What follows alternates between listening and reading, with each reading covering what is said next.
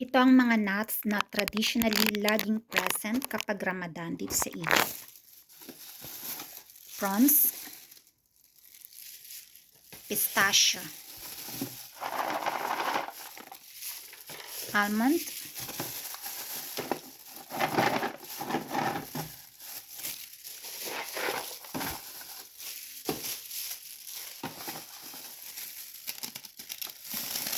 dried dates, hazelnuts, cashew. Let's see the cashew, nuts, peanuts, walnuts, coconut,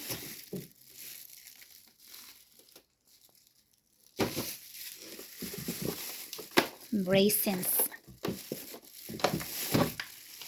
dried peaches, figs, dates, soft dates. Pinagsasama-sama namin sila at ilalagyan ng mainit na milk. Ayan, after namin kumain, yan ang aming dessert.